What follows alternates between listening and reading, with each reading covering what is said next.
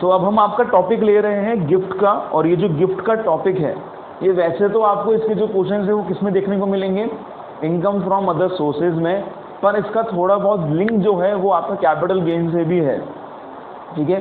क्योंकि आपने देखा ही है कि जब एक बंदा किसी को गिफ्ट कर रहा है तो क्या ट्रांसफर हो रहा है, क्या ट्रांसफर तो है ना वो, पर क्या इसकी जो गिफ्ट दे रहा है डोनर जो है, क्या उसके हैंड्स में कैपिटल गेन आएगा, नहीं आएगा। क्यों नहीं आएगा, क्योंकि उसको कोई कंसिडरेशन ही नहीं मिला है, ठीक है।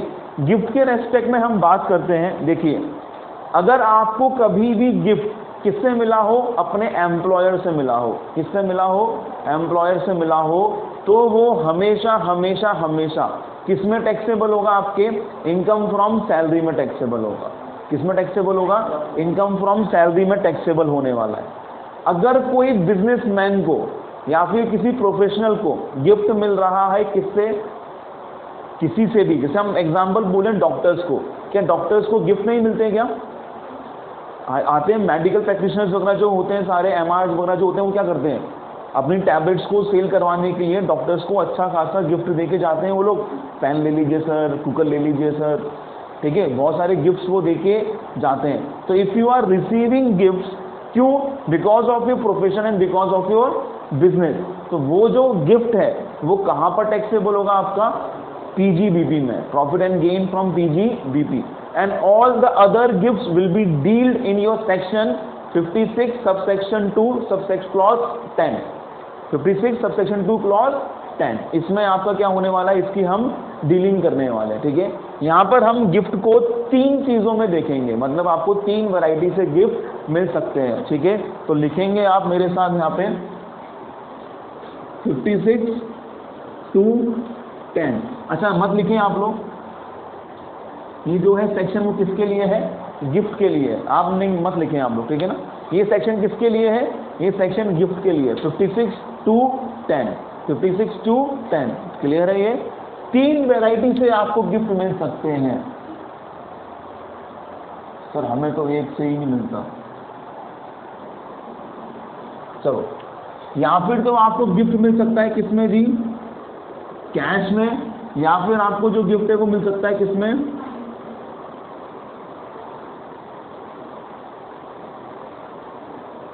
मूवेबल प्रॉपर्टी के रेस्पेक्ट में, या फिर आपको गिफ्ट मिल सकता है किस सेंस में,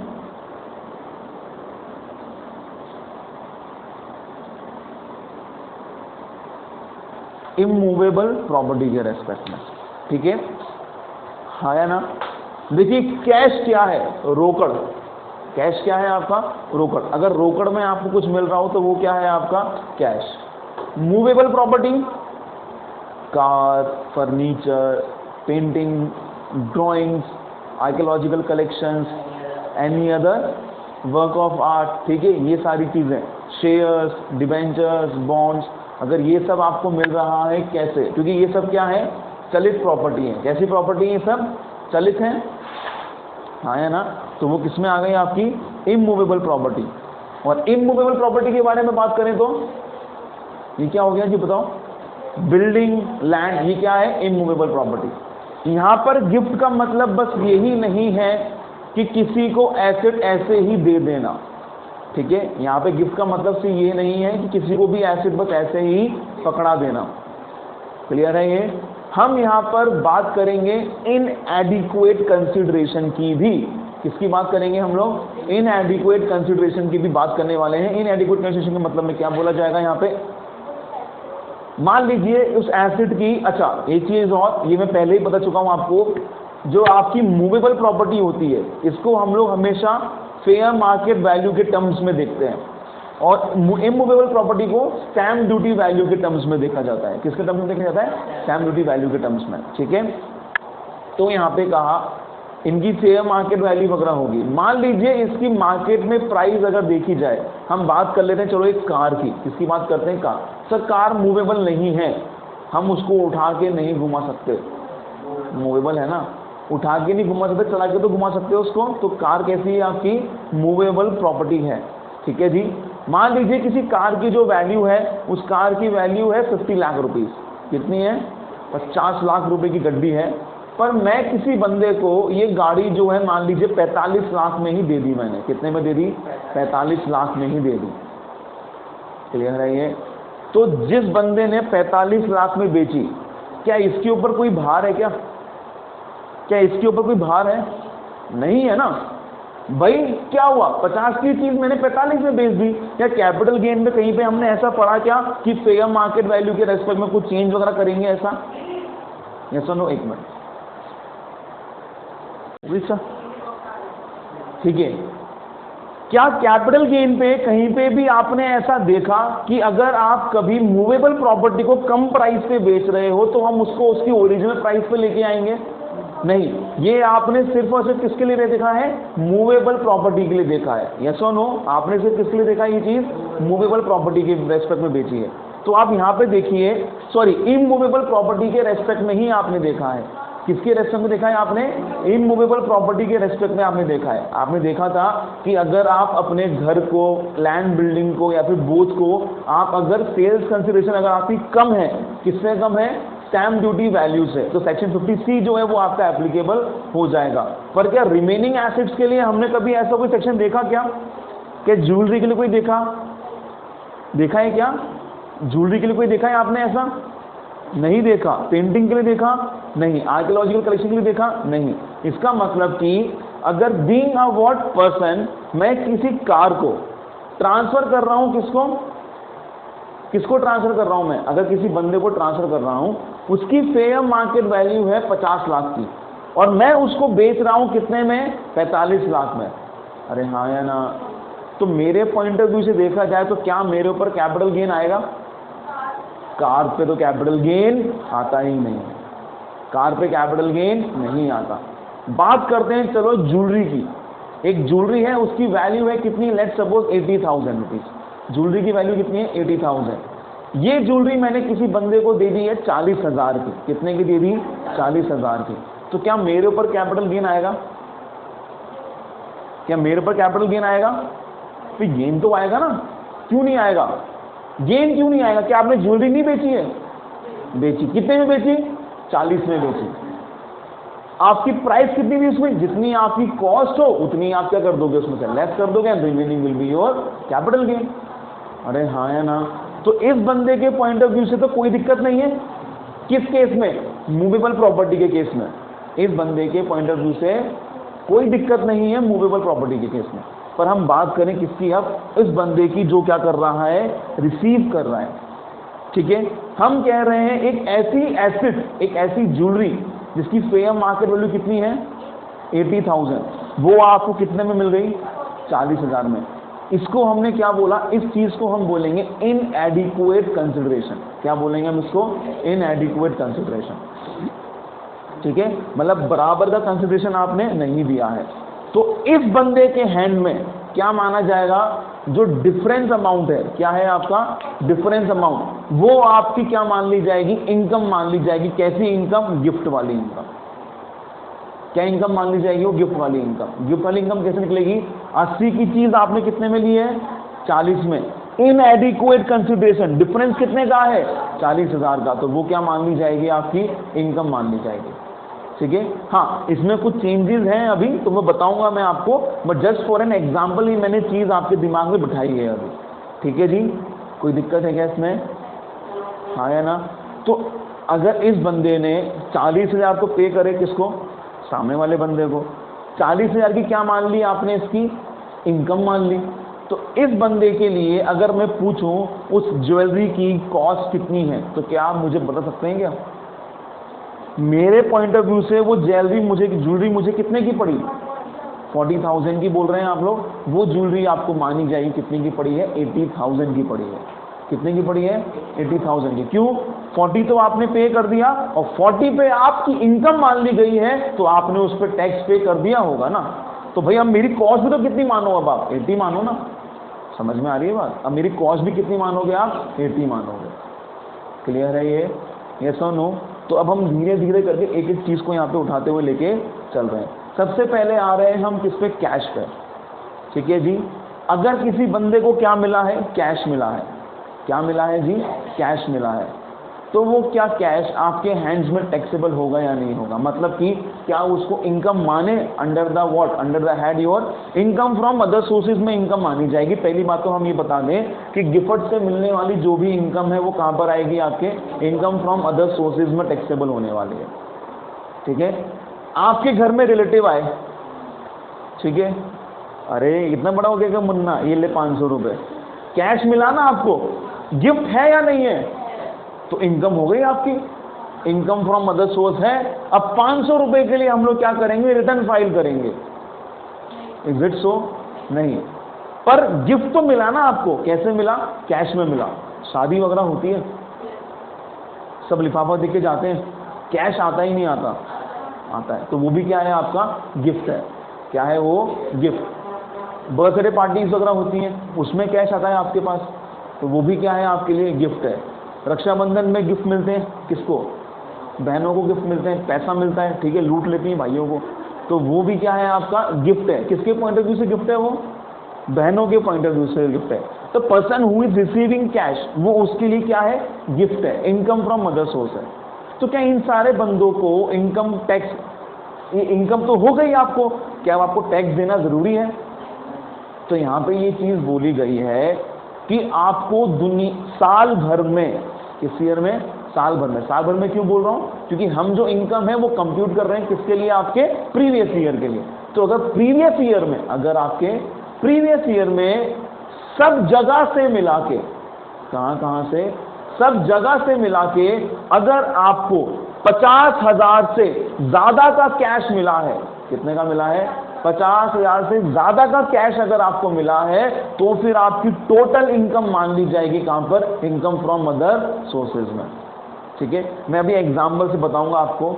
और अगर आपको साल भर में सबसे मिलाकर अगर सिर्फ और सिर्फ कितने का मिला है, 50,000 तक का कैश मिला है, कितना कैश मिला है जी, 50,000 तक का अगर कैश मिला है ना आपको, बस 50,000 तक का अगर आपको कैश मिला है, तो फिर आपकी इनकम फ्रॉम अदर सोर्सेज नहीं मानी जाएगी। पर अगर 50,000 से 1 रुपए भी ऊपर मिल गया, तो पूरी की पूरी क्या मानी जाएगी, आपकी इनकम फ्रॉम अदर सोर्सेज मानी जाएगी। किसमें, एज गिफ्ट, एज गिफ्ट। ठीक है, तो यहां पे मैं आपको एक चीज बोलता हूं, लेट सपोज हमें क्या मिला है, कैश मिला है। कितना कैश मिला है, cash from all sources, cash from all sources कितना है, अगर अप टू है आपका 50,000, अगर अप टू है आपका 50,000, तो फिर भाई कोई इनकम नहीं है। पर अगर ये क्या हो गया है, if it is more than 50,000, तो आपकी जो एंटायर अमाउंट है वो क्या हो जाएगी, टैक्सेबल हो जाएगी। उसे आप लोग इनकम मान लेंगे under the head income from other sources.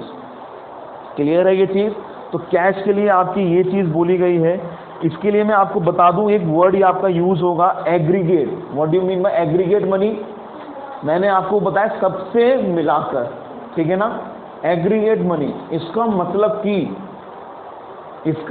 कि अगर किसी बंदे को शादी में पैसा मिलता है, तो शादी के पैसा मिलने पे कोई इनकम टैक्स फाइल करता है क्या अपनी? क्या उस इनकम को दिखाता है कोई बंदा? बताओ आप,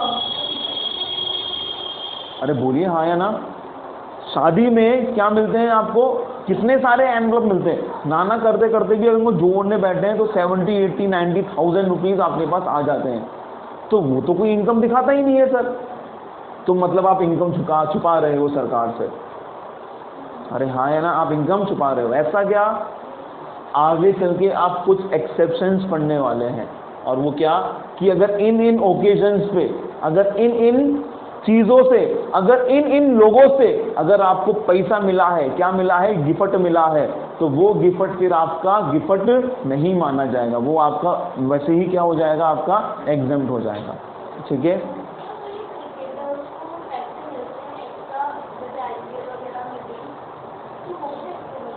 एक्स्ट्रा आइटम में कैसे, मतलब गिफ्ट तो नहीं मिलते उनको, नहीं, वो तो मैन ऑफ द मैच मिलता है उनको, गिफ्ट थोड़ी है वो गिफ्ट थोड़ी है। It is not a gift ना, वो गिफ्ट का होगा, वो तो आपकी इनकम में ऐड ऑन करा ही जाएगा वो, ठीक है, वो आपकी इनकम है। If you are getting man of the match तो वो आपकी इनकम है वो, ठीक है। आप लोगों ने ये न्यूज़ सुनी है क्या कई बार कि Shahrukh Khan gifted Ranveer Singh Mercedes Benz, सुनिए क्या, एक गाड़ियाँ वाड़ियाँ गिफ्ट में दे देते हैं। तो ये क्यों देते हैं? क्योंकि on the occasion of marriage में दिया हुआ कोई भी गिफ्ट आपके इनकम फ्रॉम अदर सोर्सेज में काउंट नहीं होगा। तो सामने वाले व्यक्ति को तो छूट मिल गई, क्योंकि वो क्या बोलेगा, मैंने गिफ्ट दिया है, और इस वाले बंदे के हैंड में इनकम टैक्सेबल ही नहीं है, क्योंकि इसको क्यों मिली है, on the occasion of marriage इसको क्या मिला है, गिफ्ट मिला है, ठीक है जी। तो इसलिए ये चीज़ आपके यहाँ पर होती है। तो पहले हमने देखा है यहाँ पे क्या, कैश का केस। कैश के लिए हमने क्या बोला, अगर एग्रीगेट मनी, एग्रीगेट मतलब सबसे मिला के, ठीक है, दोस्तों से, ऐसे क्वेश्चन आएंगे आपके पास कि दोस्त से मिला, इससे मिला, उससे मिला, ठीक है जी। तो उन सबसे मिला के अगर आपको क्या मिला हो, कैश जो है वो 50,000 से ज़्यादा हो तो entire amount will be taxable, entire amount will be taxable. पर अगर आपको सिर्फ और सिर्फ 50,000 तक मिला है तो फिर क्या हो जाएगा जी, एग्जम्प्ट हो जाएगा आपका, ठीक है। यहाँ पर भी हम देखेंगे, अच्छा इस 50,000 में शादी में मिलने वाला पैसा इंक्लूड नहीं है, इंक्लूड नहीं है। हम एक डेफिनेशन पढ़ेंगे अभी रिलेटिव्स की, किसकी पढ़ेंगे हम, डेफिनेशन रिलेटिव्स की।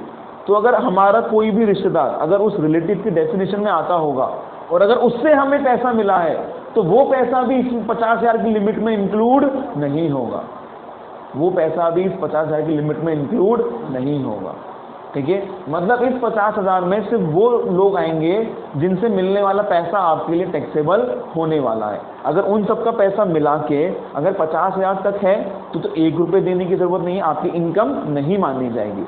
पर अगर 50,000 रुपये से 1 रुपये भी ज़्यादा हो गया तो entire amount will be considered as your income. Clear है ये, कोई दिक्कत इसमें? तो ये केस देखा है हमने किसके लिए, आपके कैश के लिए। अब हम बात करते हैं किसके लिए, अब हम बात करते हैं आपके मूवेबल प्रॉपर्टी के लिए। इसको मैं फिर से लिख दूंगा अभी, ठीक है। मूवेबल प्रॉपर्टी के रेस्पेक्ट में हम बात करें तो मूवेबल प्रॉपर्टी के रेस्पेक्ट में 2 तरीके से आपको गिफ्ट मिल सकता है। मूवेबल प्रॉपर्टी के रेस्पेक्ट में आपको 2 तरीके से गिफ्ट मिल सकता है। पहला गिफ्ट तो कैसा हो सकता है आपका जी, विदाउट कंसिडरेशन, और एक कैसा हो सकता है, इनएडिक्वेट कंसिडरेशन।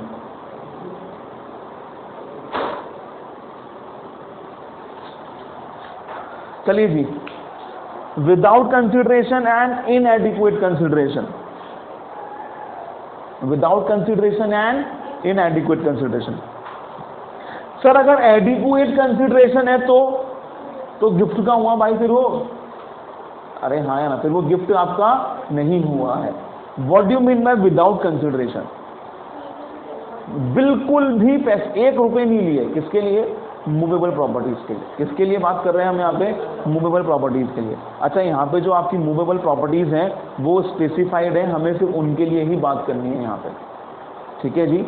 यहाँ पे आपकी जो मूवेबल प्रॉपर्टीज हैं ये स्पेसिफाइड है, यहाँ पे आपकी जो मूवेबल प्रॉपर्टीज हैं ये क्या है, आपकी स्पेसिफाइड है। जैसे मैंने पहले एग्जांपल लिया था कार का, तो वो यहाँ पे एलिजिबल नहीं होगा, ठीक है, क्योंकि यहाँ पे मूवेबल प्रॉपर्टीज को सिर्फ किन्हीं चीज़ों को यहाँ पे आपके रखा गया है। क्लियर है ये चीज़, कोई दिक्कत इसमें? चलिए, without consideration it means what, अगर आपको मुफ्त में मिल रही है, अगर आपको क्या मिल रही है, मुफ्त में मिल रही है। मूवेबल प्रॉपर्टी जो होती है, मान लीजिए ज्वेलरी हुई, ये सब हुई, इनको हम लोग कंसिडर करते हैं हमेशा किस पे, फेयर मार्केट वैल्यू पे। किस पे करते हैं हम लोग इसको, फेयर मार्केट वैल्यू पे। तो यहाँ पे हम बोलेंगे क्या, मान लीजिए कभी उसने आपको गिफ्ट में, आपको किसी बंदे से कंगन मिल गए, ठीक है, कभी कोई रिंग मिल गई आपको, क्लियर है। तो ऐसे कर करके अगर आपका एग्रीगेट जो गिफ्ट मिला है आपको, एग्रीगेट जो आपको गिफ्ट मिला है, और अगर उनकी फेयर मार्केट वैल्यू, क्या चीज, फेयर मार्केट वैल्यू अगर क्या है, 50,000 से ज्यादा है, क्या है, 50,000 से ज़्यादा, तो फिर आपकी एंटायर अमाउंट जो है वो क्या मान ली जाएगी, इनकम मान ली जाएगी under the head income from other sources में। ठीक है, चलिए मैं एग्जांपल देता हूं आपको। मान लीजिए किसी ने आपको रिंग गिफ्ट करी, किसी ने आपको रिंग गिफ्ट करी। अब रिंग आ गई आपके पास, आप मार्केट में गए पता करने, उस रिंग की फेयर मार्केट वैल्यू है लेट्स सपोज 8,000 रुपीज। तो इस ring is your movable property. हाँ, कैसे है, विदाउट है या इनएडिक्वेट है? विदाउट है, सामने वाले बंदे ने आपको सिर्फ मुफ्त में दी है पूरी, आपके पास वो चीज़ आ गई, उसकी आपने पता करी मार्केट में फेयर मार्केट वैल्यू कितनी है, 8,000 है। कितनी है, 8,000। तो क्या ये 8,000 रुपीज़ जो है वो आपकी इनकम फ्रॉम अदर सोर्सेज मान लिया जाए? नहीं माना जाएगा। क्यों?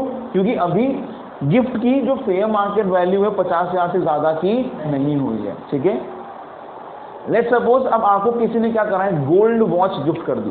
क्या कर दी है, गोल्ड वॉच गिफ्ट कर दी है। गोल्ड वॉच जो आपको मिली है that two is what, without consideration. सामने वाले ने कहा हैप्पी बर्थडे, आपको मिल गई गोल्ड वॉच। ठीक है, आपके पास गोल्ड वॉच आ गई है। ठीक है, कैसी है, विदाउट कंसिडरेशन या फिर इनएडिक्वेट कंसिडरेशन? विदाउट कंसिडरेशन है। क्या है वो, विदाउट कंसिडरेशन। ठीक है जी, ये विदाउट कंसिडरेशन, इसकी फेयर मार्केट वैल्यू आपने पता करा कितने की है, 43,000। कितने की है ये, 43,000। ठीक है, तो क्या टैक्सेबल होगा? क्या नहीं होगा। पर अगर आप ध्यान से देखें तो अगर आप दोनों एग्जाम्पल को कंबाइन कर लें कि एक बार आपको रिंग मिली कितने की, 8,000 की, और एक बार आपको क्या मिला है, वॉच मिली है 43 की, तो इन दोनों को अगर ऐड करें तो कितना हो गया, 51,000। क्या जो आपको गिफ्ट मिला है उसका एग्रीगेट फेयर मार्केट वैल्यू जो है, क्या वो 50,000 से ज्यादा हो चुकी है? क्या हाँ, हो गई है। तो entire 51,000 will become your income under the head income from other sources. और ये इनकम कहाँ से हुई है आपको, बिकॉज ऑफ गिफ्ट। ठीक है जी, कोई दिक्कत है क्या इसमें? पक्का? चलिए, तो ये हुआ है आपका without consideration fair market value. Clear? आपको ये बनाना नहीं है, मैंने आप लोगों के लिए बना रखा है, मैं आपको ये दे दूंगा अभी। ठीक है ना, इसकी फोटो कॉपी करवा के मैं आपको दे दूंगा। तो मैंने लिखने की तो मना ही कर दिया पहले ही कि लिखना नहीं है। अच्छा, आप नहीं थे क्या उस टाइम पे? चलो, मैंने स्टार्टिंग में ही बोला था कि लिखना नहीं है। ठीक है जी, अब बात करें हम किसकी, इनएडिक्वेट कंसिडरेशन की। What do you mean by inadequate consideration? कि पूरा अमाउंट नहीं लिया। ऐसे होता है ना कि ले रख ले, अरे नहीं यार देख मेरे को ऐसे अच्छा नहीं लगता, तू मुझसे कुछ तो ले ले, ऐसा होता है ना। तो वो हो गई आपके क्या, इनएडिक्वेट कंसिडरेशन। ठीक है, हाँ जी, नहीं गिफ्ट नहीं हुआ पर इनएडिक्वेट तो है ना, तो समहाउ गिफ्ट ही तो हुआ वो। भाई जितना रुपए नहीं ले रहा वो एक तरीके से क्या कर रहा है, कंपनसेट तो कर रहा है। अब जेठालाल को देख लो, भाव टू भाव दे रहा है चीज, तो एक तरीके से क्या है वो, उसका गिफ्ट ही तो दे रहा है वो एक तरीके से। अगर नहीं दे आपको तो वो तो किस पे बेचेगा, मार्केट प्राइस ही बेचेगा ना उसको। तो पूरे पैसे ना लेके आधे पैसे लेना, वो भी तो क्या एक तरीके से गिफ्ट ही है। ठीक है, तो यहाँ पर हमने इसलिए इनएडिक्वेट कंसिडरेशन को भी इसमें क्या करा है, काउंट करा है हमने। इनएडिक्वेट कंसिडरेशन को हमने गिफ्ट में क्या करा है, काउंट करा है ना। व्हाट डू, इस वाले केस में कैसे क्या कंप्यूट करा जाएगा वो देखते हैं हम। चलिए, जो भी फेयर मार्केट वैल्यू है एसेट की, जो भी क्या है फेयर मार्केट वैल्यू है एसेट की, इसमें से आप लोग लेस कर देंगे इनएडिक्वेट कंसिडरेशन। क्या लेस कर देंगे आप, इनएडिक्वेट कंसिडरेशन। इसमें से लेस करने के बाद जो अमाउंट है, इन दोनों को लेस करने के बाद जो अमाउंट, अगर आपका कितना आ रहा है वो मोर देन 50,000 है, क्या है वो, मोर देन 50,000, तो टैक्सेबल कितना हो जाएगा, तो टैक्सेबल कितना होगा, जो टैक्सेबल होगा आपका वो क्या होगा, fair market value minus इनएडिक्वेट consideration. इतना अमाउंट क्या हो जाएगा आपका, टैक्सेबल हो जाएगा। ठीक है जी, इतना अमाउंट क्या हो जाएगा आपका, टैक्सेबल हो जाएगा। फॉर एग्जाम्पल यहाँ पे मैं आपके साथ लेता हूँ, मान लेते हैं आपको एक ज्वेलरी गिफ्ट में मिली है। क्या गिफ्ट में मिला आपको, ठीक है, डायमंड लगे हुए हैं इसमें यहाँ पे। चलिए, इसकी जो प्राइस है वो कितनी है, इस ज्वेलरी की प्राइस है 90,000 रुपीज़, मतलब इसकी फेयर मार्केट वैल्यू कितनी है, 90,000। तो ये फेयर मार्केट वैल्यू क्या क्वेश्चन में दे रखी होगी, हाँ दे रखी उधर से थोड़ा लेके आएंगे हम लोग, ठीक है। तो ये फेयर मार्केट वैल्यू कितनी है इसकी, 90,000 इसकी फेयर मार्केट वैल्यू है। क्लियर है, ये कोई दिक्कत इसमें नहीं। पर सामने वाले ने आपको लेट सपोज ये दे दिया कितने में, 35,000 में। सामने वाले ने आपको ये किस में दे दिया, 35,000 में। तो जो बंदा दे रहा है, क्या इसके पॉइंट ऑफ व्यू से कोई दिक्कत है क्या? मेरे हिसाब से क्या, अगर ये इसका नॉर्मल बिजनेस है तो वो तो पीजीबीपी में आएगा, और अगर ये ज्वेलरी कैपिटल एसेट हुई तो कैपिटल गेन में आओगे ना। अरे मेरी बात समझ पा रहे हो क्या? कैपिटल गेन में कब आओगे आप, जब ये ज्वेलरी क्या होगी आपके लिए, कैपिटल एसेट। अगर मेरा बिजनेस ही ज्वेलरी में डील करने का है तो क्या ये मेरे लिए कैपिटल गेन हुआ? फिर नहीं, ये मेरे लिए क्या हो गया, स्टॉक इन ट्रेड हो गया फिर, ठीक है। पर अगर ये मेरे लिए क्या है, कैपिटल एसेट है, तो मान लीजिए ये मैंने सामने वाले व्यक्ति को ट्रांसफर कर दिया कितने में, 35,000 में। दिया कितने में है, 35,000 में। सर ये 90,000 क्या है, ये 90,000 है इसकी फेयर मार्केट वैल्यू। क्लियर है ये? अरे हाँ या ना, ठीक है जी। तो इस बंदे के पॉइंट ऑफ व्यू से बात कर रहे हैं, जिस बंदे ने दिया है, जिस बंदे ने दिया है, क्या उसके ऊपर कोई लायबिलिटी है? नहीं है कोई भी लायबिलिटी। अगर हो तो निकाल लें आप, मतलब क्या, 35,000 की चीज दी, आपने कितने में खरीदा, वो लेस कर देंगे। अगर कैपिटल गेन तो capital gain, otherwise PGBP. Clear है ये, यस और नो? ठीक है, चलो बात करते हैं उस बंदे की जो क्या कर रहा है, इसको रिसीव कर रहा है। किस बंदे की? जो बंदा इसको रिसीव कर रहा है। रिसीव वाले बंदे ने कहा यार इसने तो मुझे ये ज्वेलरी 35,000 में दे दी। कितने में दे दी? 35,000 में दे दी इसने मुझे ये ज्वेलरी। क्लियर है ये मार्केट में गया कि भाई बताना यार ये ज्वेलरी इसकी क्या प्राइस होगी। उसने देखा, उसने कहा इसकी मार्केट वैल्यू कितनी है, 90,000। कितने की है? 90,000। तो क्या इनएडिक्वेट कंसिडरेशन हुआ या नहीं हुआ? हुआ। तो आपके लिए क्या लगने वाला है, इनकम फ्रॉम अदर सोर्स से आपकी इनकम होने वाली है। पर कब, ध्यान से देखना मेरी बात, fair market value minus इनएडिक्वेट consideration. Fair market value minus इनएडिक्वेट consideration, less करें अगर तो कितना आ रहा है, 55,000। क्या ये जो डिफरेंस है, is this difference is more than 50,000? अरे हाँ या ना? तो इतना ही अमाउंट क्या हो जाएगा आपका, टैक्सेबल हो जाएगा। Difference amount will be taxable. समझ में आई क्या बात? Difference amount will be taxable. एक बार फिर से रिपीट करूं, आ गया है, difference amount will be taxable. Sir difference क्यों कर रहे हैं? अरे 35 तो दिए है ना, 35 तो हमने दिए ना। अगर मैं आपसे एक एग्जांपल पूछूं, मान लीजिए ये ज्वेलरी आपको पूरी की पूरी मुफ्त में मिली होती, तो कितना टैक्सेबल करते हैं? फिर कितना टैक्सेबल करते हैं? अगर ये ज्वेलरी आपको फ्री में मिली होती तो कितना टैक्सेबल करते हैं?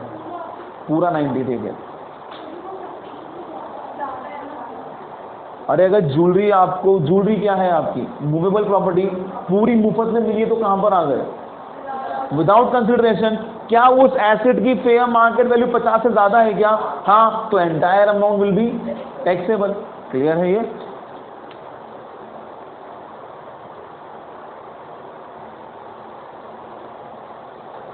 Entire fair market value will be taxable.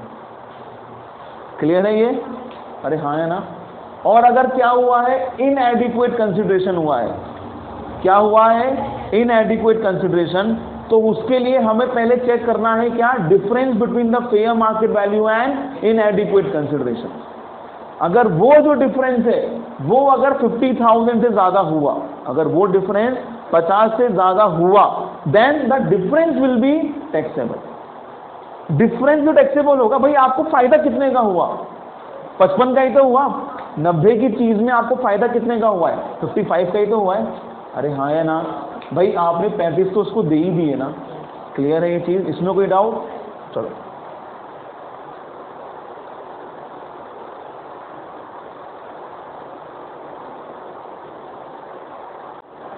चलिए अब हम बात करते हैं किसके लिए, अब हम बात करते हैं आपकी इमूवेबल प्रॉपर्टी के लिए। अब हम बात करने जा रहे हैं किसके लिए, immovable property. What do you mean bye immovable property? Land building examples हो गए हमारे, मतलब ऐसी प्रॉपर्टी जो आपकी मूव नहीं कर सकती। लैंड बिल्डिंग्स वगैरह आपकी इमूवेबल प्रॉपर्टी के एग्जांपल्स हैं। तो हो सकता है इमूवेबल प्रॉपर्टी गिफ्ट के सेक्शन में कब आएंगी, या फिर तो ये आपको मिला हो कैसे, विदाउट कंसिडरेशन, या फिर आपको मिला हो कैसे, इनएडिक्वेट। क्या कभी भी फुल कंसिडरेशन की चीज़ गिफ्ट में आएगी? नहीं। अगर सामने वाले व्यक्ति ने उस चीज़ के पूरे रुपए ही आपसे ले लिए तो फिर काय बात का गिफ्ट? क्लियर है ये? अरे हाँ या ना? ठीक है। तो यहाँ पर हम बात कर रहे हैं विदाउट कंसिडरेशन, और यहाँ पे हम बात कर रहे हैं किसकी? इनएडिक्वेट कंसिडरेशन की हम लोग बात कर रहे हैं। ठीक है। विदाउट कंसिडरेशन के केस में हम लोग क्या बोलेंगे? देखो, इसके लिए हमने क्या देखा था? Fair market value. इसके लिए हम लोग क्या देखेंगे? Stamp duty value. ठीक है जी। उसके लिए हमने देखा फेयर मार्केट वैल्यू, इसके लिए हम देखेंगे क्या? Stamp duty value. तो अगर आपको विदाउट कंसिडरेशन कुछ चीज़ मिली है, विदाउट कंसिडरेशन अगर आपको कुछ चीज़ मिली है, तो आप चेक करें कि क्या उस इमूवेबल प्रॉपर्टी की स्टैम्प ड्यूटी वैल्यू जो है, क्या वो 50,000 से ज़्यादा है? क्या उस घर की, उस प्रॉपर्टी की, उस लैंड की, उस बिल्डिंग की, जो कैसे मिला है आपको? बिल्कुल मुफ्त में मिला है, विदाउट कंसिडरेशन। ये हम किसके पॉइंट ऑफ व्यू से देख रहे हैं? The person who is receiving the gift. ये पूरा जो गिफ्ट का सेक्शन है, ये किसके पॉइंट ऑफ व्यू से? The person who is receiving the gift. ठीक है। तो अगर मुझे कोई लैंड मिल गया गिफ्ट में, तो मैं चेक करूंगा क्या उसकी स्टैम्प ड्यूटी वैल्यू 50,000 से ज़्यादा है या नहीं है। अगर नहीं है तो कोई टैक्स नहीं, और अगर ज़्यादा है, अगर क्या है? ज़्यादा है। If stamp duty value is what? More than 50,000,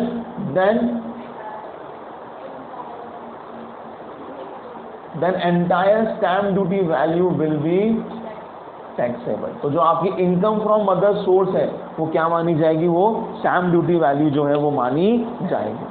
clear है ये? कैसा नो? अब एक बार बताइए एक बात आप मेरे को, ऐसा कौन सा घर होगा जिसकी स्टैम्प ड्यूटी वैल्यू 50,000 से ज़्यादा ना हो? झोपड़ी थोड़ी है। ठीक है जी। झोपड़ा तो है नहीं कि भाई 50 से ज़्यादा ना हो। आज कोई सा भी घर देख लीजिए, कम से कम उसकी वैल्यू 1 लाख, 1.5 लाख, 2 लाख तो होगी सही। स्टार्टिंग रेंज बता रहा हूँ ये तो इतना तो घर होगा ही सही आपके पास। तो इसलिए अगर कोई घर आपने गिफ्ट में दिया है, मान लीजिए उसकी स्टैम्प ड्यूटी वैल्यू कितनी है? 1 लाख रुपए है, तो 1 लाख रुपए ज़्यादा है क्या? हाँ जी ज़्यादा है। तो entire 1 lakh will become taxable. ठीक है। अच्छा, ये चीज़ आप देखें, जब इसको ये प्रॉपर्टी गिफ्ट में मिली तो इसके तो कोई कॉस्ट ही नहीं है ना उसकी, पर because of section 56(2) sub section 10 1 lakh रुपए इसकी इनकम मान ली गई। तो अब ये बोल सकता है ना कि इसकी कॉस्ट कितनी होगी? अब that 1 lakh rupees will become the cost of this person. इसके लिए कॉस्ट कितनी है? 1 लाख है। क्यों? क्योंकि 1 लाख में मैंने टैक्स दिया है सरकार को। समझ में आया क्या ये? हाँ या ना? तो ये चीज़ आपको समझनी है बात। भाई गवर्नमेंट आपको ये थोड़ा है कि तुम 1 लाख का टैक्स भी ले लो मुझसे अभी, और फिर तुम बोलो तेरे घर की कीमत कितनी है, तुम बोलो 0। कल को अगर मैं बेचने जाऊं तो मेरा कैपिटल गेन तो निकलेगा इसमें। अरे हाँ या ना? निकलेगा। तो मैं कैसे निकालूंगा? Sales consideration minus cost of acquisition. Cost कितनी लोगे आप हर बार? 0 लोगे क्या? तो मैं पागल हूँ क्या? 1 लाख का टैक्स पहले भी दे दिया और अब भी मेरा टैक्स लोगे आप? समझ में आ रहा है क्या? तो अगर आप यहाँ पे टैक्स ले रहे हो मुझसे, तो अब मेरी कॉस्ट कितनी मानी जाएगी? जितने पे आपने मुझसे क्या लिया है? टैक्स लिया है। क्लियर है ये 40 आ गया अगर, तो टैक्स ही नहीं है। मान लीजिए कोई घर ऐसा है जिसकी स्टैम्प ड्यूटी वैल्यू है 40, तो stamp duty value is not more than 50,000, तो फिर कोई गेन ही नहीं है। क्या आपने कोई टैक्स दिया? नहीं दिया। तो मेरे लिए कॉस्ट भी कितनी है? अब 0 ही है। मेरे लिए कॉस्ट भी कितनी है? जब कैपिटल गेन निकालेंगे, मान लो फ्यूचर में इसने बेचा, मान लीजिए इसने इसको 5 लाख में बेचा, तो 5 lakh will be your sales consideration. Cost of acquisition क्या होगी? 0। समझ में आ रहा है? कॉस्ट ऑफ एक्विजिशन क्या होगी आपकी? 0 होने वाली है। ये चीज़ क्लियर है क्या? वो अंडरस्टैंडिंग लेके आ रहे हो? ठीक है। क्यों चीज़ बोल रहे हैं? आपने टैक्स ले लिया ना मुझसे, अगर लिया है तो फिर तो बॉस मेरी कॉस्ट हो गई ना वो। हाँ या ना? जैसे इससे पहले मैंने मूवेबल प्रॉपर्टी में लिया था, 55,000 आपने गवर्नमेंट को टैक्स पे किए थे। अरे हाँ या ना? मान लीजिए फ्यूचर में आप उस ज्वेलरी को बेच रहे हो, फ्यूचर में आप उस ज्वेलरी को बेच रहे हो, तो आपने बेचा है, लेट सपोज उसको 1,20,000 में। कितने में बेचा? 120 में। तो 120 will become your sales consideration. आपकी कॉस्ट ऑफ एक्विजिशन कितनी मानी जाएगी? बताइए। Very good. 55 प्लस 35। 35 तो मैंने पे करे ही थे, तो वो तो मेरी कॉस्ट है ही। 55 पे आपने मुझसे टैक्स ले लिया है, हाँ या ना, तो कितनी कॉस्ट हो गई आपकी? 90,000 कॉस्ट हो गई आपकी। क्लियर है ये? यस और नो? ठीक है, चलो तो यहाँ पे हम आए किस पे? विदाउट कंसिडरेशन पे। Stamp duty value is more than 50,000, अगर ऐसा है then entire SGV will be taxable. ठीक है, अब हम बात करते हैं किसकी? इनएडिक्वेट कंसिडरेशन की केस की। देखो इसको बड़े ध्यान से समझना आप, इसमें दो कंडीशंस का पूरा होना जरूरी है, इसमें दो कंडीशंस का पूरा होना जरूरी है। ऑल्दो पहले यहाँ पर एक ही कंडीशन थी, but because of the amendment in section 50C में एक अमेंडमेंट हुआ था, आप लोगों ने अमेंडेड ही पढ़ा है, ठीक है, तो आप लोगों को घबराने की जरूरत नहीं है। उसमें एक अमेंडमेंट कौन सा वाला हुआ है, जो अब आप निकालते हो ना 105%, वो अमेंडमेंट है उसमें। वो क्या है उसमें? वो अमेंडमेंट है। देखो क्या होता था, अमेंडमेंट क्यों लेके आए गए वो वाला, आप एक नॉर्मल पर्सन की प्रॉब्लम को समझिए। यहाँ पे पहले उसमें सिर्फ लिखा हुआ था 50C में क्या चीज़ लिखी हुई थी कि भाई जो आपकी सेल्स कंसिडरेशन है वो एसजीवी मानी जाएगी। क्या मानी जाएगी? स्टैम्प ड्यूटी वैल्यू मानी जाएगी। कब? अगर स्टैम्प ड्यूटी वैल्यू जो है वो ज़्यादा है किससे? सेल्स कंसिडरेशन से। पहले ये चीज़ बोली गई थी बस, ठीक है। ये 105% बाद में ऐड करा गया। क्यों ऐड करा गया वो आप दर्द समझो। एक बंदा जो है वो सेल कर रहा है कितने पे? उसने एक प्रॉपर्टी को बेचा है, लेट सपोज 50 लाख पे। कितने बेचा? 50 लाख पे बेचा, ठीक है। कितने बेच रहा है वो? 50 लाख पे। इसकी स्टैम्प ड्यूटी वैल्यू जो है वो निकल के आ रही है, मान लीजिए कितनी? 51 लाख। तो अगर पहले के 50C की बात करी जाए तो आप क्या लोगे? 51 लाख। अरे हाँ या ना? तो सामने वाला बोल रहा है भाई क्या चिल्ली चोरी मचा रखी तुमने, 1 लाख के तो डिफरेंस है यार, इतना तो फ्लक्चुएशन होता ही है मार्केट में, इतना तो फ्लक्चुएशन रखोगे ना तुम। मतलब कल को अगर मैं इस प्रॉपर्टी को अगर तुम बोलो कि जो स्टैम्प ड्यूटी वैल्यू है वो है इतनी,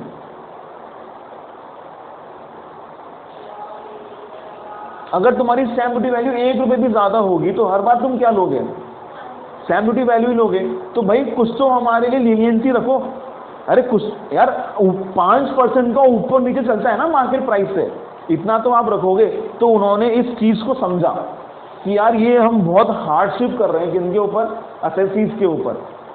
अरे जेन्युइन सी बात है ना ये।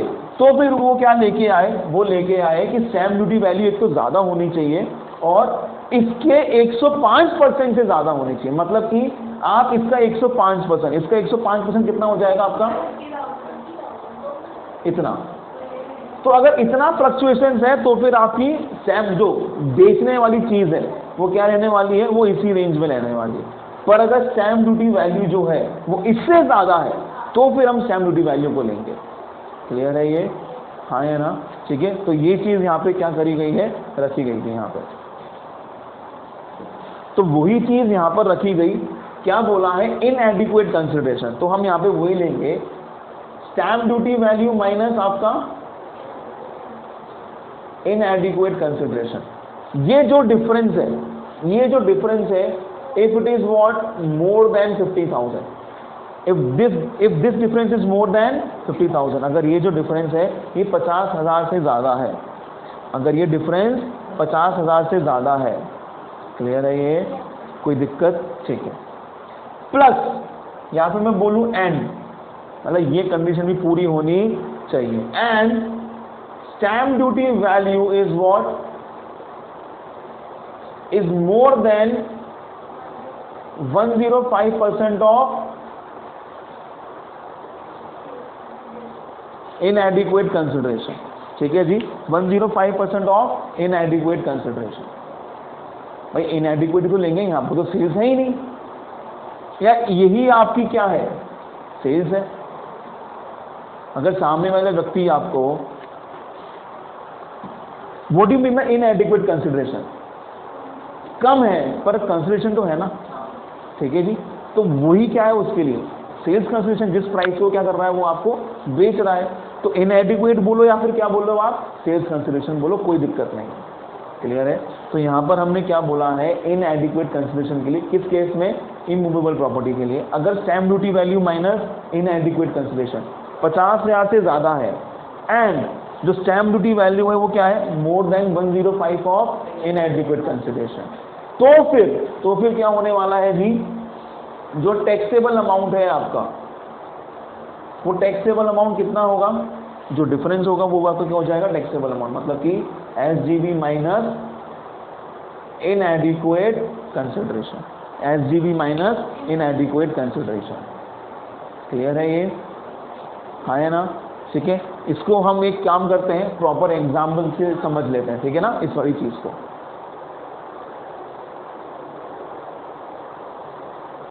चलिए, तो इसके लिए हम एक एग्जाम्पल ले लेते हैं। मान लीजिए एक बंदे ने इमूवेबल प्रॉपर्टी किसी बंदे को दी है, कितने में, 20 लाख में। कितने में दी है? 20 लाख में। और उसकी मार्केट में स्टैम्प ड्यूटी वैल्यू कितनी है, 20, 40। अरे हाँ या ना? तो क्या जो ये आपके 20 लाख हैं ये इनएडिक्वेट हो गए? इनएडिक्वेट हो गए ना ये? यस और नो? ये आपके इनएडिक्वेट हो गए। यहाँ पर हम 3 केस देखेंगे। सबसे पहले हम केस डिस्कस कर रहे हैं आपका, value sales consideration is 20 lakh and SGB is 20,40,000। हाँ, किसकी प्रॉपर्टी वैल्यू 20-40 है ना? स्टैम्प ड्यूटी वैल्यू जो है वही तो उसकी प्रॉपर्टी वैल्यू, प्रॉपर्टी को वैल्यू किस पे करा जाता है, स्टैम्प ड्यूटी वैल्यू पे। वो दे रखी है आपको, कितनी है वो, हाँ, उसने 20 लाख रुपए चार्ज करे हैं, तो इनएडिक्वेट तो हुआ ना? अरे इनएडिक्वेट हुआ नहीं हुआ? इनएडिक्वेट केस है या नहीं है? 20-40 के मैं ऐसे 20 लाख रुपए ले रहा हूं, इनएडिक्वेट है या नहीं? अरे है ना इनएडिक्वेट। What do you mean by इनएडिक्वेट? जितनी कंसिडरेशन है उससे कम। वैसे बननी कितनी चाहिए हमारे हिसाब से? अगर 20-40 उसकी स्टैम्प ड्यूटी वैल्यू है तो 20-40 ही होनी चाहिए, पर है कितनी, 20 लाख। तो कहना है इससे कि ये क्या है, आपकी इनएडिक्वेट कंसिडरेशन है। यस और नो? हम यहाँ पे सिर्फ और सिर्फ डिस्कशन कर रहे हैं किसके पॉइंट ऑफ व्यू से, रिसीवर के पॉइंट ऑफ व्यू से। किसके पॉइंट ऑफ व्यू से? हम यहाँ पे डिस्कशन करेंगे आपका किसके पॉइंट ऑफ व्यू से, रिसीवर के पॉइंट ऑफ व्यू से। अब जो बंदा इस प्रॉपर्टी को रिसीव कर रहा है, ठीक है, हम चेक करेंगे भाई, is your stamp duty value minus इनएडिक्वेट consideration. देख लें स्टैम्प ड्यूटी वैल्यू कितनी है, माइनस वो कितना है, क्या डिफरेंस जो है वो कितना आ रहा है वैसे आपका, क्या ये 50,000 से ज्यादा है? नहीं है, तो आपके लिए इनकम फ्रॉम अदर सोर्स भी नहीं है। यही तो हमने पढ़ा, इनएडिक्वेट कंसिडरेशन में टैक्सेबल कब होगा, when stamp duty value minus इनएडिक्वेट consideration is more than 50,000। And ये तो भाई जब यही पूरी नहीं हो रही तो दूसरी कंडीशन चेक करने की रिक्वायरमेंट ही नहीं है हमें। क्लियर है ये वाला केस, पहले वाला? हाँ या ना? ठीक है, अब हम बात करते हैं आपके दूसरे केस की। दूसरा केस हम यहाँ पे ही बना लेते हैं नीचे इसके। दूसरा केस क्या है, बड़े ध्यान से, stamp duty value minus इनएडिक्वेट consideration. Stamp duty value कितनी है जी, 20,90,000 माइनस इनएडिक्वेट कंसिडरेशन, वो कितना है, 20 लाख का। ये इनएडिक्वेट हुआ ना, क्योंकि प्रॉपर्टी की वैल्यू तो कितनी है, 20,90, पर आप कितने में बेच रहे हो, सिर्फ 20 लाख में। ठीक है जी, आप खरीद कितने में रहे हो, सॉरी 20 लाख में, क्योंकि हम रिसीवर के पॉइंट ऑफ व्यू से देख रहे हैं। डिफरेंस कितने का आ गया, is SGB is more than 50,000, difference, sorry is difference is more then 50। हाँ जी, तो पहली कंडीशन तो पूरी हो गई, पहली तो पूरी हो गई ना। अब दूसरी चेक करते हैं, दूसरी क्या है, क्या स्टैम्प ड्यूटी वैल्यू जो है वो इनएडिक्वेट कंसिडरेशन के 105% से ज्यादा है? आप इसका 105% निकालें, 21 लाख आ रहा है, ये है कितना, तो क्या ज्यादा है क्या वो? If SGB is more then 105% of इनएडिक्वेट consideration. अरे हाँ या ना, 105% निकालें आप लोग इनएडिक्वेट कंसिडरेशन का, तो 20 लाख का 105%, 20 लाख का 105% कितना हुआ ये, 21 लाख हुआ। और आपकी जो SGB है वो कितनी है, कौन बड़ा है, 21 लाख बड़ा है ना, तो हमारी SGB मोर देन नहीं हुई, मोर देन नहीं हुई, नहीं हुई ना, तो क्या कंडीशन पूरी हुई आपकी, पहली वाली तो हो गई, पर क्या ये हुई क्या, अरे बोलो हाँ या ना, नहीं। तो इस केस में भी आप पे कोई इनकम फ्रॉम अदर सोर्सेज का टैक्स नहीं आने वाला, इस केस में भी आपका कोई भी इनकम फ्रॉम अदर सोर्सेज का टैक्स नहीं आने वाला। पूछ लें फिर से, जो भी मन में डाउट है पूछें एक बार। देखो हमने कहा है इनकम फ्रॉम अदर सोर्सेज में आपकी इनकम कम मानी जाएगी जब ये दोनों क्या हो जाएंगी, पूरी। यहाँ पे हमने वर्ड लगा रखा है एंड, एंड का मतलब ये भी पूरी हो और ये भी पूरी हो, ठीक है। तो पहला तो हमने क्या बोला, SGB माइनस इनएडिक्वेट कंसिडरेशन कितना ज़्यादा होना चाहिए, 50,000 का आपका ज़्यादा होना चाहिए, पहली चीज़ तो ये। दूसरी बात क्या, जो SGB हो वो ज़्यादा हो, किससे ज़्यादा हो, 105% ऑफ इनएडिक्वेट कंसिडरेशन से। क्लियर है, जब ये दोनों सेटिस्फाई हो जाएंगी तो आपकी जो इनकम है, टैक्सेबल अमाउंट है, वो कितनी मानी जाएगी, stamp duty value minus इनएडिक्वेट consideration, मतलब जो डिफरेंस होगा वही माना जाएगा। तो पहला केस हमने लिया कितना, 20-40 का। यहाँ पे हमने कहा SGB 20-40, हमारी इनएडिक्वेट कंसिडरेशन कितनी है, 20 लाख, डिफरेंस कितने का, 40 का। पहली कंडीशन ही पूरी नहीं हुई, बेकार है, आगे चेक करना। सेकेंड केस में आए, SGB है कितने की, 20-90 की, इनएडिक्वेट कंसिडरेशन 20 लाख का। पहली तो हो गई, दूसरी भी चेक करना है ना। हाँ, हमारा जो SGB हो वो ज़्यादा हो, ज़्यादा हो, किससे ज़्यादा हो, इनएडिक्वेट कंसिडरेशन की 105% से ज़्यादा हो। तो इनएडिक्वेट कितना है हमारा, 20 लाख, 20 लाख, 20 लाख का 105% होता है 21 लाख, ये आ रहा है 21 लाख, और ये कितना है, is my SGB is more then 21 lakh, नहीं ना, मतलब पूरी नहीं हुई ना कंडीशन, तो दोनों में से ये वाली पूरी नहीं हुई। तो जब पूरी नहीं हुई तो फिर आपकी इनकम फ्रॉम अदर सोर्सेज वो होगी ही नहीं। क्लियर है, कोई इनकम आपकी अदर सोर्सेज से नहीं है यहाँ पर। क्लियर। अब हम लेते हैं आपका कौन सा case, third case. Clear. Third case में अगर आप देखें, पहली चीज SGB माइनस इनएडिक्वेट कंसिडरेशन, SGB कितना है, 21,10,000 और इनएडिक्वेट कंसिडरेशन कितना है, 20 लाख। पहले तो आपको ये समझना है कि इनएडिक्वेट हुआ ना, यहाँ पे ये इनएडिक्वेट हुआ, क्योंकि स्टैम्प ड्यूटी वैल्यू कितनी है, 21,10,000 और आप बेच रहे हो कितने में, 20 लाख में। चलिए 1,10,000, क्या SGB इज मोर, डिफरेंस जो है, जो डिफरेंस है, is the difference is more then 50, हाँ जी ये है। अब बात करते हैं सेकंड। सेकंड क्या बोलता है, हमारा जो SGB है वो मोर देन होना चाहिए किससे, 105% ऑफ इनएडिक्वेट कंसिडरेशन से। अरे यही कंडीशन तो हमने 50C में ही पढ़ी है,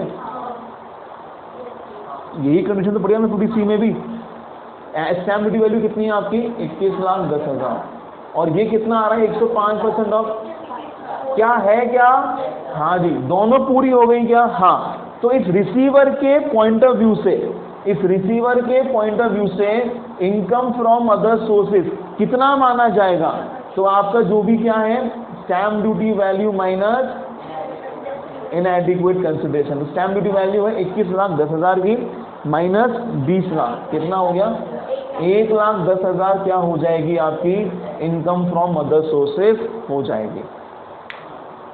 क्लियर है, ये 1,10,000 will be your income from other sources. ठीक है, चलो यहाँ पे साथ साथ एक और चीज डिस्कस कर रहा हूँ आपके, ये है पहला वाला केस। रिसीवर के पॉइंट ऑफ व्यू से जो ये प्रॉपर्टी मिली है, इसकी कॉस्ट ऑफ एक्विजिशन क्या होगी, फर्स्ट वाले केस में कितनी होगी, हाँ जी, मन से आना चाहिए आपके, ठीक है, आपका तो देखते हैं और व्यूज आने आंसर है। हाँ,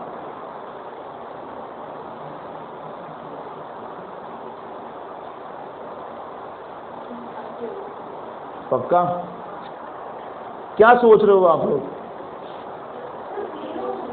जीरो होगी, मतलब उस बंदे ने 20 लाख रुपए पे कर रहे हैं वो बेकार।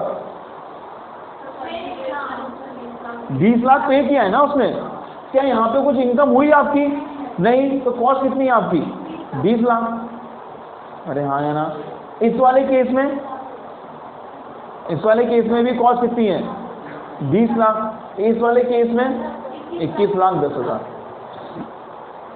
गगन नहीं आया आपको? कैसे आया बताओ फिर, बताओ।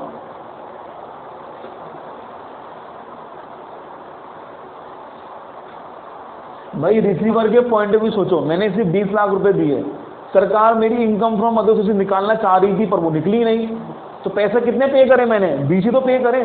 क्या किसी इनकम पे टैक्स दिया क्या? अभी नहीं दिया। इस वाले केस में 20 लाख तो मैं दे चुका हूं, क्या कोई इनकम फ्रॉम अदर सोर्सेज हुई मेरी? नहीं हुई, तो मैंने किसी इनकम पे एक्स्ट्रा टैक्स पे करा ही नहीं, तो वो मेरी कॉस्ट है ही नहीं। इसकी बात करें, 20 लाख तो मैं पे कर चुका हूं, 1,10,000 गवर्नमेंट ने मेरी इनकम मान ली। अरे मानी नहीं मानी, निकल के आई ना, तो कॉस्ट कितनी होगी मेरे पॉइंट ऑफ व्यू से? 20 लाख प्लस 1,10,000, 21 लाख 10,000। तो कल को अगर मैं ये प्रॉपर्टी आगे बेचता हूँ तो मेरी कॉस्ट कितनी मानी जाएगी? 21 लाख 10,000 मानी जाएगी। क्लियर है ये? कोई दिक्कत इसमें? चलो।